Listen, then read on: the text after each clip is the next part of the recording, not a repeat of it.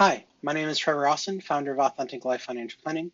In this video, we're going through what to expect during a merger or acquisition.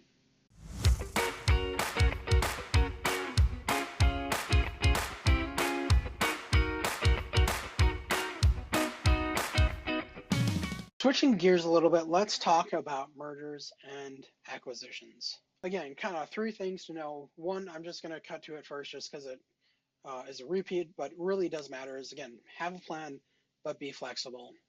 The second thing is that there's generally going to be less volatility with a merger or acquisition, whether it's a public company purchasing another public company, a private company purchasing a public company purchasing a private company.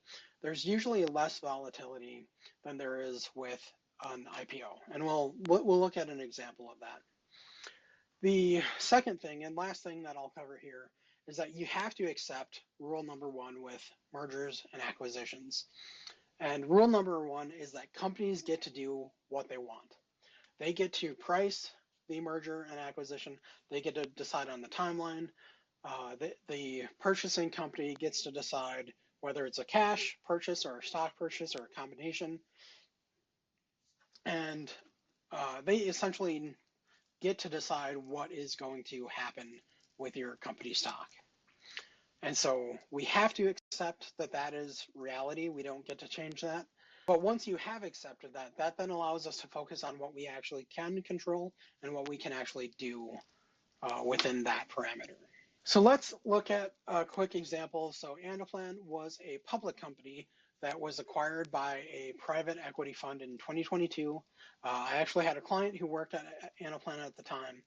And I'll give you three guesses as to when the acquisition was announced. Probably no surprise is that it happened right here in March of 2022. It was announced that Anaplan was being acquired. Now, you can see that what happened is the price shot right up to just a couple dollars below what the purchase price was going to be. There was some volatility as there was eventually some uncertainty as to whether or not the acquisition was going to go through. And eventually the pricing did go down a bit. You can see there's a drop and then eventually we see what it was actually purchased at. And so as we can see, there was much less volatility with Anaplan's merger than with any of the IPOs that we've looked at. Obviously pre-merger, there was a lot of volatility. But once that merger was announced, the volatility was significantly reduced. The timeline for a merger or acquisition is a little bit shorter. Basically, the difference is that there is no lockup with a merger and acquisition. Now, I suppose theoretically there could be with a new company, if the purchasing company is public, they may require that, but likely they won't. The reason for that is with an IPO, they want to make sure that there is enough appetite for purchasing the stock that, when the IPO happens, if all the employees and all the VCs that previously owned the shares before it went public, if they try to sell everything, then the price would plummet, right? It's just basic supply demand, right? Supply goes up. If demand stays the same, pricing goes down. And so that's why with an IPO, there's a lockup. They want to try to avoid the price plummeting after the IPO happens. With a merger or acquisition, that generally is not going to be a thing. Again, unless it's a really significant merger or acquisition, that's just not going to be an issue.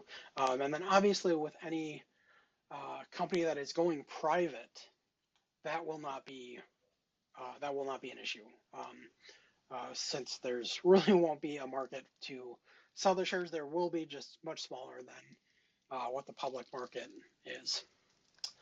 With M&A, I'm not going to cover the timeline in too much depth just because, again, it essentially is the IPO timeline. But just be aware that what you need to do, again, really is in this step here. What you need to be thinking about, what you need to be planning for is in this middle step. Thanks for watching. If you found this video helpful, please like, subscribe, and drop a comment below with any questions or topics that you would like to see covered. Financial planning is all about creating the life you want. Let's build it together.